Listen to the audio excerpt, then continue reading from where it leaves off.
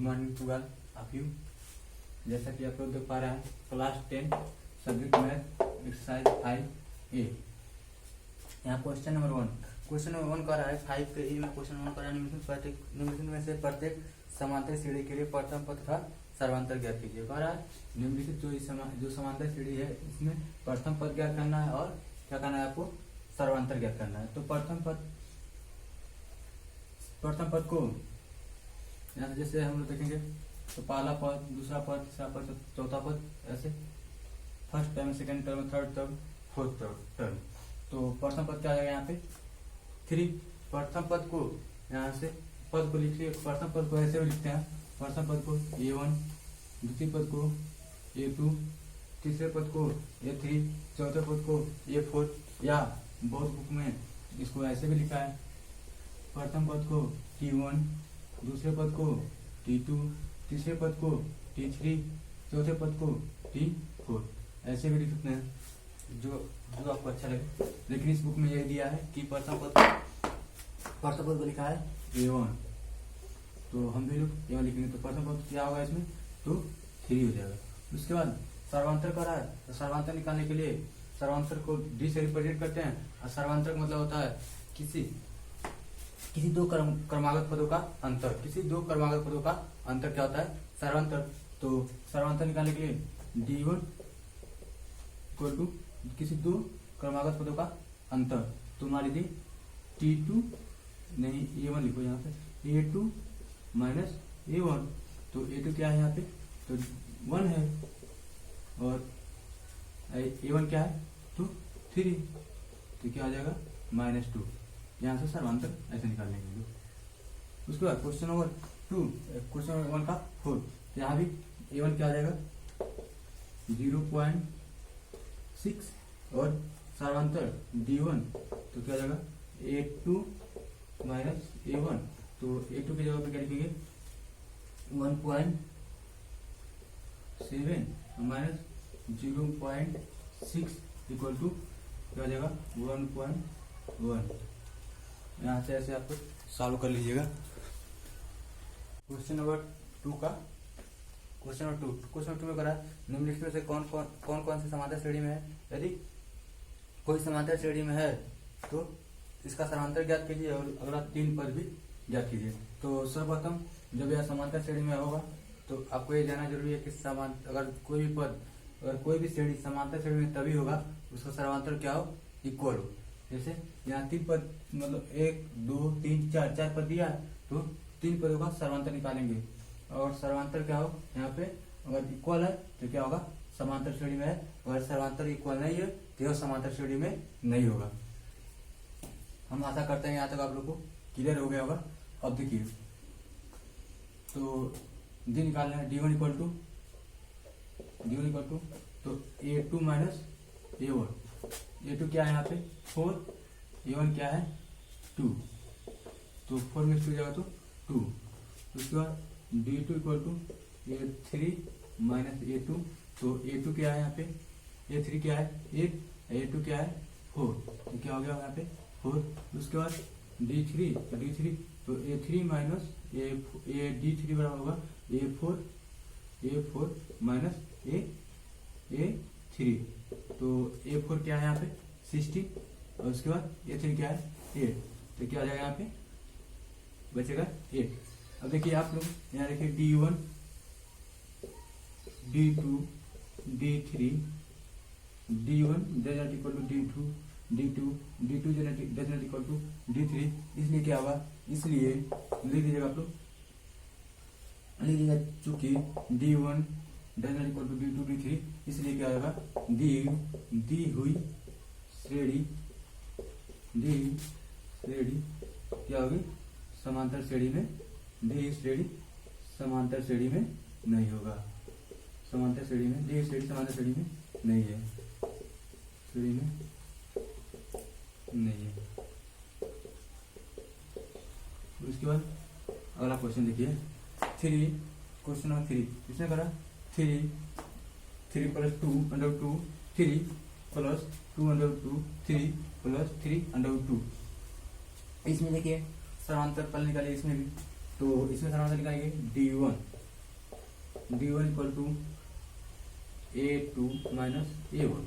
तो A2 क्या है आप देखिए, A2 क्या है 3 प्लस √2, A2 हो जाएगा 3 प्लस √2, उसके बाद माइनस A1 तो 3 में से 3 क्या आ जाएगा, 3 से 3 डिवाइड कट जाएगा तो बचेगा क्या यहाँ पे √2। और उसके बाद D2, तो D2 क्या होगा, तो A3 माइनस A2, A3 क्या है यहाँ पे देखिए, A3 है 3 प्लस 2 √2, उसके बाद A2 क्या है, तो 3 प्लस √2 प्लस √2, उसके बाद ये क्या हो जाएगा 3 प्लस 2 √2 माइनस 3 माइनस √2, तो देखिए 3 कट जाएगा। अब यहाँ बहुत बच्चों को 2 √2 में से √2 घटाना है, तो यहाँ बहुत बच्चों को प्रॉब्लम होता है। तो सिंपल वे से देखिए, ऐसे रफ पे हम दिखा रहे हैं, रफ साइड में ऐसे आपको फेर नहीं करना है। 2 √2 में से √2 घटाना है, आपको सेपरेट करना है। तो दोनों में √2 है तो √2 कॉमन ले लीजिए, 2 माइनस 1 बचा क्या यहाँ पे 1 बचेगा, तो √2 माइनस 1 इक्वल टू √2। अगर नहीं समझ रहा है तो आप ऐसे समझिए, जहाँ √2 है उसकी जगह मान लीजिए √2 बराबर a है। अब देखिए यहाँ क्या आ जाएगा √2 की जगह पर a, तो 2a माइनस a, तो a में से क्या आ जाएगा a। आप ऑलरेडी क्या माना है a बराबर √2, तो आप लोग को जैसे समझना है, इसलिए यहाँ पे क्या हो जाएगा √2। अब देखिए D3, तो D3 जब निकालेंगे तो A4 माइनस A3, तो A4 क्या है यहाँ पे देखिए आप लोग, A4 है यहाँ पे 3 प्लस 3 √2 माइनस 3 प्लस 2 √2, तो क्या करेंगे इसको 3 प्लस 3 √2 माइनस 3 माइनस 2 √2, और देखिए इससे कट जाएगा, 3 √2 में से 2 √2 बराबर कितना होगा √2।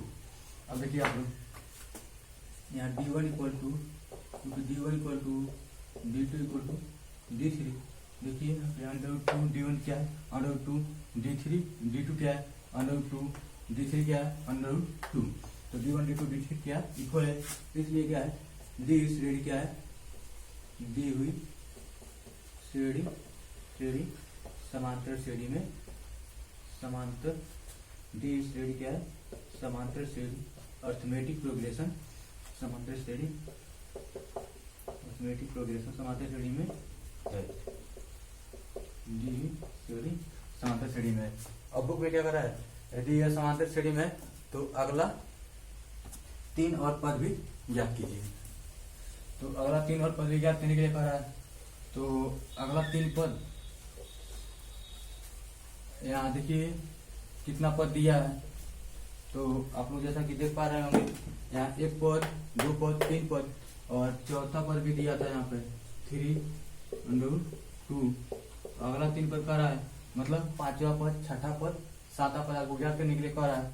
तो देखिए 2 तरीके से निकालेंगे। पहला तरीका देखिए, अगला पद निकालने के लिए मान लीजिए यहाँ पे 4 पद दिया है, तो अगला 3 पद, तो 5वां पद निकालने के लिए आपको क्या करना पड़ेगा, तो 5वां पद निकालने के लिए ऐसे निकाल सकते हैं A5, 5वां पद A5, तो A4 प्लस D A6 निकालना है, तो A5 प्लस, मतलब ऐसे A5 इसलिए यहाँ पर A4 प्लस D लिख रहे हैं क्योंकि यहाँ चौथा पद आपको ऑलरेडी मिल गया है और यहाँ D भी आपको मिल गया है, इसलिए यहाँ पे A4 प्लस D लिख रहा है। अगर यहाँ जब 5वां पद, तब इसको सॉल्व करेंगे तो 5वां पद मिल जाएगा, तो इसलिए एक 6ठा पद हो जाएगा A6 बराबर A5 और उसके बाद D, ऐसे A7 plus A6 plus D, ऐसे भी सॉल्व कर सकते हैं। या इसी बात को अगर ऐसे नहीं सॉल्व कर सुनना चाहते हैं तो यहाँ से A5 उसके बाद मान लीजिए A1 प्लस यहाँ पांचवा पद करा ना, तो जैसे पांचवा पद कहेगा तो एक कम कीजिएगा, तो 5 से कम एक क्या होता है 4D। अगर यहाँ मान लीजिए छठा पद करा है तो A6, तो एक कहे थे इससे एक कम करने के लिए इसमें, तो A1 क्या आ जाएगा 5D। मतलब एक पद यहाँ ऑलरेडी है ही, अब 5 पद और 5 का रहा है, इससे ऐसे लगाएंगे A7, तो A1 इक्वल टू 6D। आपकी मर्जी जैसे लगाए, तो हम यहाँ से इसको यहाँ से लगाते रहें, इसकी जरूरत नहीं पड़ेगी।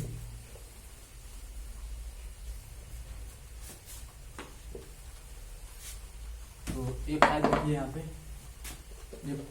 A4 कितना है आप देखिए 3, यहाँ लगा रहे हैं 3 प्लस 3√2, और उसके बाद यहाँ तो A4 हो गया, उसका D का मान कितना था तो √2, तो इसमें डूब जाएगा 3√2, तो क्या जाएगा बराबर 3 प्लस 4√2। ऐसे A6 तो A4 A5 प्लस D, तो A5 की जगह पर लिख देंगे हम, A5 कितना है 3 प्लस 4√2, तो क्या जाएगा आप प्लस D की जगह पर √2, तो क्या जाएगा 3 प्लस 5√2।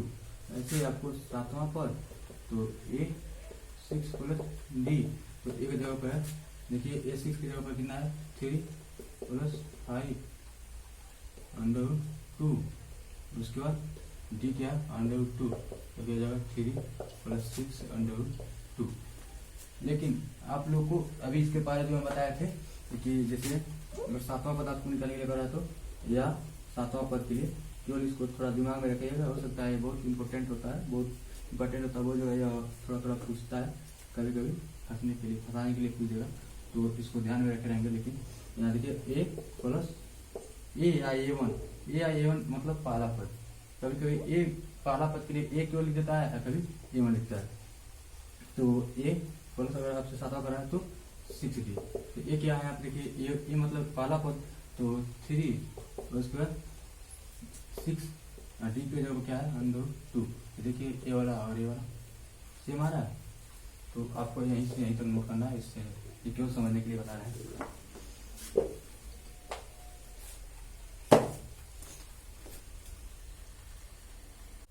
क्वेश्चन नंबर 3, इसमें क्वेश्चन नंबर 3 में कह रहा है कि सर्वांतर प्रथम पद A तथा सर्वांतर D दिया हो तो निम्नलिखित श्रेणी में निम्नलिखित का प्रथम 4 और पद भी ज्ञात कीजिए। तो प्रथम 4 पद ज्ञात करने के लिए देखिए कैसे निकालेंगे।